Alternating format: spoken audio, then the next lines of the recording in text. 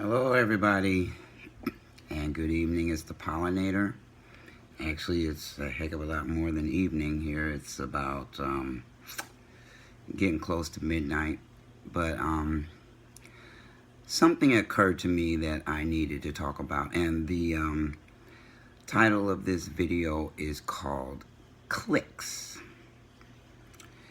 And let me give you a little bit of history about myself, and something that I brought up in, I think it was in a live feed that I did on Facebook, and I intentionally am not making this particular video live because it's going to spark a lot of interesting comments when I do post it on Facebook. But okay, so one of the things that I said in one of my live feeds in the last few weeks is that as I've moved around the Atlanta metro, there have been lots and lots of groups and various groups and organizations that have wanted me to become a part of their organization, and I began to think about why I have never really latched on to any one group, and it comes from my childhood. When I was growing up, there were only 4 black children in the school that I attended. Grade school, there were only 2 of us, me and my sister. In junior high, there were only 2 of us, me and another girl. And when we became freshmen in that school, our sisters started 7th grade, and so there were only 4 of us. And then I went on to high school, and I spent 2 years in an all-white high school in my hometown. And again, there were only 2 of us. Now, if you can imagine that being only 2 of us during the major portions of my growing up years, puberty, and my teenage years,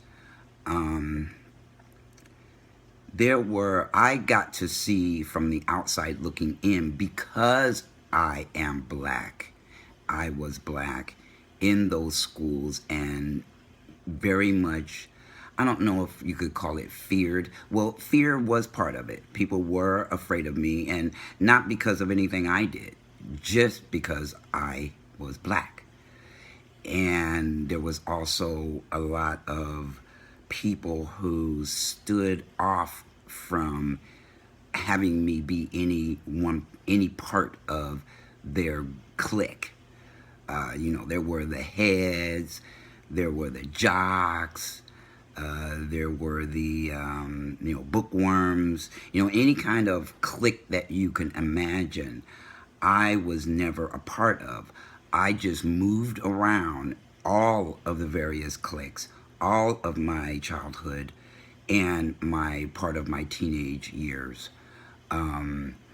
As uncomfortable as that was for me to be discluded, to survive, I just developed a sense of being able to move around all of them, in and out of them anytime that I wanted to, because nobody was going to stop me from going in and out of those cliques. And I never got and at the same time, I never got a sense of belonging because of that, but I was okay with it. I was too young to understand what I was feeling about that. And, right now, everything is 2020. Hindsight is 2020. But so let me bring up what's really bothering me right now. Oh, okay. Before I leave my childhood, I will say this. Because of who we were, because of who my father is, and again, I'm not going to mention his name, but he was very famous in that city, and because of him, I people were fascinated by me, by my family, and that is why I was somewhat included in any clique I felt like belonging to. So I didn't belong to any of them. I just moved around freely. Okay, so that was then. This is now. And now that I move, my life is getting ready to move into a whole nother gear in this country. And I'm noticing something. And I don't know if this is particular to states in the South in the United States, but I'm definitely seeing it here in the Atlanta metro, as far as Dallas, as far west as Dallas, and as far north as New York City. So here's what I'm noticing and why I'm still comfortable moving around various groups without attaching myself to any one of them. And that is because of something that I'm also going to hook into childhood. And that is in the Black transgender community, all of them. There is a phenomenon going on whereby there's a hierarchy going on. And you know what? We're so small in stature in the United States that there isn't any one group except for one in the United States right now that's got the edge on the Black transgender community. And I'm not even going to mention that organization either. But just know there's only one. Only this one. One organization in the United States that is a safe haven, a sense of love, a sense of belonging, and a sense of unity for the Black transgender community in the United States. And then they have chapters in places throughout various states in the United States right now. But here's what I'm noticing. If you don't belong in those cliques, if you're not popular in those cliques, if you're not the front runner in those cliques, if you don't have a sense of, let me find the right word. If you're not the top dog in those cliques, and you're not singing to their tune in those cliques, you are automatically cast into a group of followers of the leaders. So let me see if I can explain that. What I'm noticing, what I'm going to stop doing immediately, is that the more powerful Black trans men and women in this area have a whole group of people promoting them, following them, watching their live feeds, and anything they do when they move around. You almost have to reach a fame status in order to be considered a leader in the Black transgender community. And, you know, I've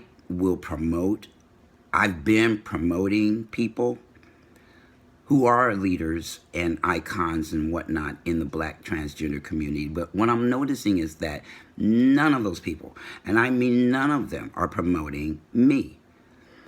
And they're not promoting anybody, actually, except for the people at the top of those organizations, or the ones who have been around the longest, and the ones who have the most friends, and the ones who everybody likes. Or I'm not sure how to word that, but and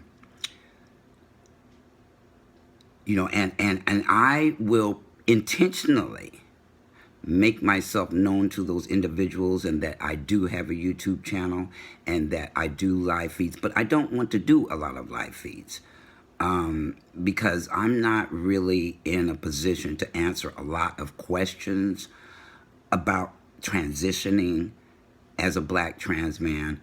And it could quickly turn into a video where I'm just saying, hey, how you doing? You and so, how you doing? So, love you, and that sort of thing. And then not be able to answer questions about the things that people are needing to know in the transgender community.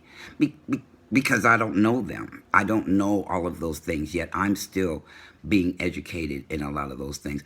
But I have something to offer that has nothing to do with being transgender. But to my dismay, that's not acknowledged, what I do have to offer. I've lived a lot of different lives in this lifetime. I just celebrated being clean and sober for 34 years on May 23rd. I became successful as a software consultant without a degree in my lifetime. And I've just done, I was trained as a public speaker, which took over a year to be certified. And that training turned me inside out, upside down, all around, and completely transformed me when I thought that I had already been transformed by the steps of Alcoholics Anonymous. But you know what? My growth did not stop there. I got involved in, I'm an avid reader, and I've read things from Anthony Robbins to Iyanla Vanzant to, who else have I read? I've read a lot of authors that are about transformation, about changing how we feel inside, about changing our perspective on the world, changing our perspective on ourselves. And, I've got a lot to give in terms of personal development, which is why my transition, I think, why my transition has mostly been a very, very positive experience, from the way that I approached it, the way that I embraced it, the way that I researched it, and the things that I've done. Oh, I'm also a veteran of the United States Air Force. So, I've just done a lot of things. And what I'm noticing is that unless I step to the tune of what other people are doing in this city, I will just have to continue to promote myself. And I'm really not trying to be in the limelight. I'm not trying to be famous. I'm not trying to be popular. I'm not trying to have tons and tons of people follow me. I'm just spreading my experience, strength, and hope to the world, not just the Black transgender community, and especially not just the Black transgender community in the Atlanta metro. I'm spreading it everywhere I can spread it, as far as New Zealand, to Canada, to Africa, to United States. And so that is why this topic is not going to be popular. It's not going to go over well on Facebook, because lots and lots and lots of Black transgender people are in this box of follow the leader, and don't acknowledge any of the other leaders running around unless they're doing what they're doing. unless I do what they do, unless I get involved in that way, I'm probably not going to be considered one of the leaders and one of the advocates. Even though that is what I am anyway. It doesn't matter whether anybody acknowledges that or not. But I am who I am. And I am not a starstruck person. I grew up with famous people. Okay, so I do not get starstruck by anybody. You know, one of my father's best friends is Warren Buffett. I grew up with him. I grew up with his son. And for me, when I was growing up that way, famous people were just people to me. I didn't know that they were famous, and I wasn't starstruck by them because that was my normal. That wasn't something that I was looking at from the outside. I was on the inside. We had lots of parties at our house. Lots and lots of famous people came through there. Bill Cosby is also one of my father's good friends. And I don't want to hear any controversy about Bill Cosby. I mean, I grew up knowing the man and his children. And I'm not really trying to spark anything about what's going on in his life. So I'm coming from a completely different place than most black people in America are coming from, because I grew up with that kind of life, and none of it impresses me. It doesn't. I see everybody for the character that they display, not what kind of title they have or what kind of influences they have over other people. You know, if we all promoted each other, do you know how fast we could start to move things within the community? And because people don't, there's a lot of resentment going on, a lot of backstabbing going on, a lot of people who are talking about each other on the sly, a lot of people angry because they didn't get as known as the other, and then you've got the people who are in the position of authority and who are in that stardom status, if you will. You know, they've got a lot of people following them, and but they're not following anybody else. They're just being lifted, and I do not see them lifting other leaders who aren't toting the line exactly the way they did or that they are. And that is creating a rift in the black transgender community. It just is. I'm telling you, folks, if we followed the example of other marginalized people in this nation, we would quickly realize that the way that they are ahead of us so quickly and within their culture is that they stand on each other's shoulders. They don't leave people behind out of they don't leave people behind. They raise each other in groups. Like, for instance, when I was living in the Bay Area, I bought a condo that happened to be in the middle of a Vietnamese neighborhood. I had no idea. I just went for the place because it was new and I like new things. But I quickly realized that the neighborhood that was around me was Vietnamese. I watched those people. They would, and you know what? I don't expect anybody, most people to be able to do things this way, because that we're just not, this culture, our culture is not like that. But they would move 15 people in a house, 15, 16 people, 2, 3, 4, 5 families into a house. and they would help each other buy another house next door. So one of the families would leave. Then collectively, they would buy another house, and then another house, and then another house. And quickly, they owned the entire neighborhood. Okay? And then they did the same thing with businesses. See, nobody in that culture was trying to get famous. They were just trying to get over. They helped each other. Nobody tore anybody down. And can you imagine living in a household with, 15, 16 people, including children, all for the purpose of eventually owning that entire neighborhood? Now, I've never seen black people do that collectively.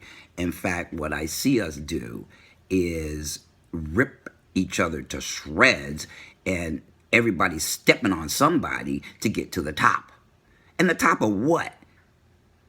The top of what? Everybody's still broke. We're still economically oppressed. We're not getting anywhere fast. That meeting I went to in Atlanta, that black meeting that I thought was a Black Lives Matter meeting, it was not. But the interesting things that I heard coming out of that meeting was that they were going to collectively create I keep wanting to say contract because I can't remember the other word that they said, but one of the words was a contract. And there were not going to be any leaders in that group except for the people who were putting it together were leading that effort, but they're going to pull a whole bunch of black people, men and women, into the conversation of how we are going to overcome oppression and all the bullshit that's going on in Washington, and all the bullshit that a lot of the right-wingers and militia and people like that are doing to black people in this country. And I was very excited by that meeting until I found out they are not inclusive of the LGBT. How did I find out? I asked in an email. And I could see that without a group of us together going into an organization like that it could be a dangerous situation for me. But here's the deal. In order for me to really get to the black leaders, black trans male leaders, and the leaders of the pack, trans women leaders, it would end up a push and pull situation where they're trying to pull me into their thing and I'm trying to pull them into my thing, which isn't really my thing. It's just something going on in Atlanta. But it would become a push and pull sort of situation where, no, we're not going to be down with you until you're down with us.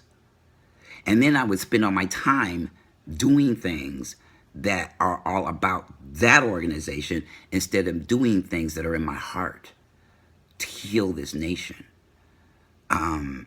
to spread my progressiveness, my learnings, my teachings, my life experiences, my success, everything that I've done.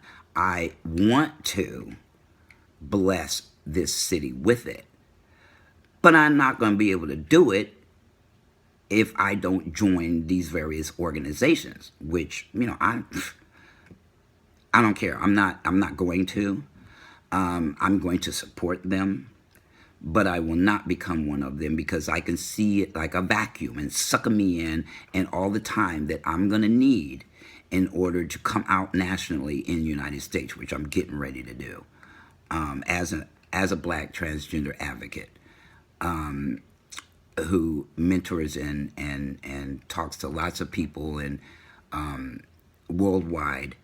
And I would love nothing else than to uplift Atlanta out of this, the black part of the transgender Atlanta, out of this crazy race that I see going on that is not going to get us anywhere very fast in the United States. We need to unite in a way that we've never united before.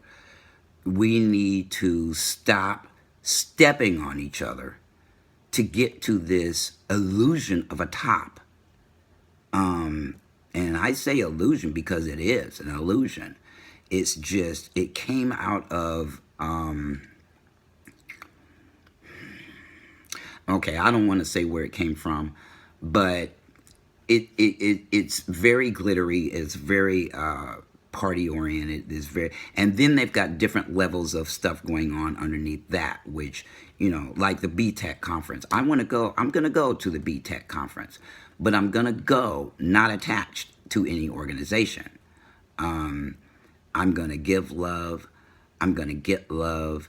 I'm going to get a better education and understanding of what it is to be a transgender man, what it is to be a black transgender man in America. And I'm out to make a difference in that conversation and our dilemma in the United States of America.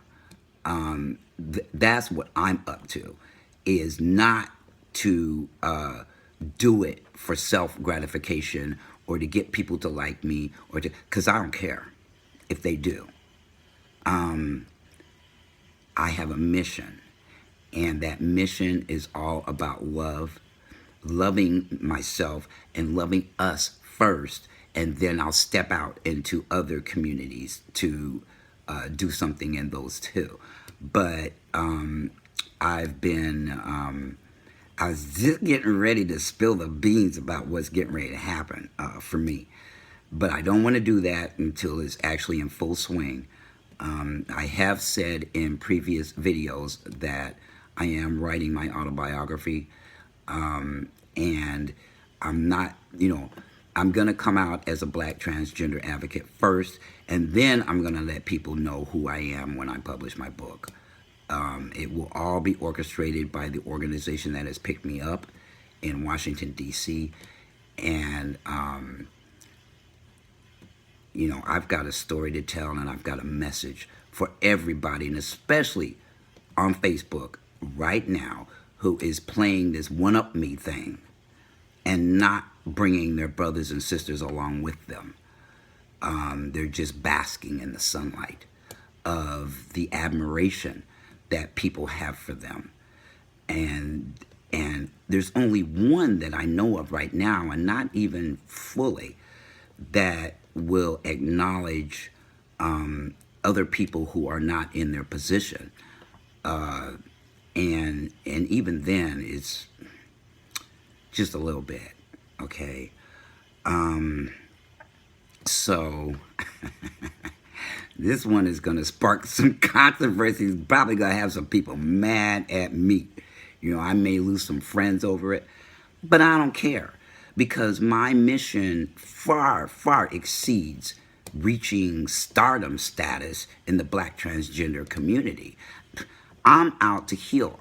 Heal people, heal the community, heal the nation. I can't do it by myself. I know that. But one way or the other, I'm going to make an impact, with or without anybody pulling me along for the ride. I'm very smart, and I can figure out ways of making that happen without the support of my black trans male and trans female counterparts in this area. And I don't want to be an icon. I don't want to be famous. I don't want to be popular. I want to make a difference. I want to be, and this came from BTAC. Okay, it's not my quote, and I don't take credit for it, but I am the change that I want to see in the world. I'm not trying to be the change I want to see in the world. I literally am the change that I want to see in the world. Everything I do is centered around making a difference for other people. So much so that I've almost forgotten about making a difference for myself. But see, that's why I stay in therapy. That's why I have close friends and family that I talk to about how I feel and what I'm going through, and how very, very scared I am of what's getting ready to come down the pike, because it's going to put me in the limelight whether I want to or not, whether I want that or not. And only because I can be in a better position to make a difference in the lives of other people. I'm not out to make this big splash for myself. I'm out to do it and pull a whole bunch of people with me if they want to go. Whether they want to go or not, I'm going to make a difference. So either way, in my head, I win. I'll die trying, okay, to make, they say each one teach one. And I teach, and I ask that people teach others. But I don't do it in a structured manner. I just do it inside of conversations that I'm having with people. And they end up doing that anyway, because I enrolled them in their own vision of their life and what that life can look like if they change their perspective, change their thought patterns, change their behaviors, change their actions, just basically change their life. And if they want to stay right where they are, I just leave them there. I don't try to force anybody to go where I don't want them to go in their life. If they're very, very, very stuck, you know, I give them resources to help them get unstuck without me. Without me. I don't care if anybody acknowledges where I take them in life, because that's not part of my mission, is to be acknowledged. One of these days, I'm going to tell you about a dream that I had in 2003 that lays out exactly where I am right now, exactly why I am where I am right now, and exactly what I have to offer the world. And the dream will be in my book, but I may not wait until I publish it before I tell everybody what that dream was. Couple handful of people know what that dream was, but I know by my actions, not by what anybody says about me, that I am a leader of men, that I'm a leader in the black community, that I'm just a leader, period.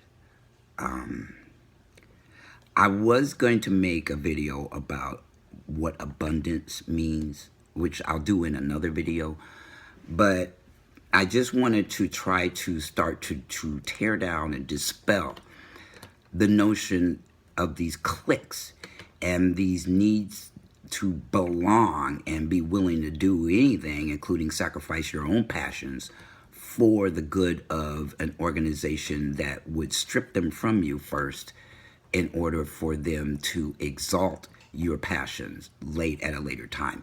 I can't wait. My time is now, and I live my life in the now. So I'm going to do it anyway, and just pray to God that people understand where I'm coming from in this video, that I'm not judging anybody for where they are. I completely understand why this is happening the way that it is. You know, most black people in this country never ever get to experience the level of fame and appreciation and admiration that people without a lot of money get to experience, which how many can count those? We're all in either the entertainment industry, the sports industry arena. You know, the ceiling is very, very low and very, very tight for black people in America. So I understand the allure, the excitement over being something that resembles the life of fame.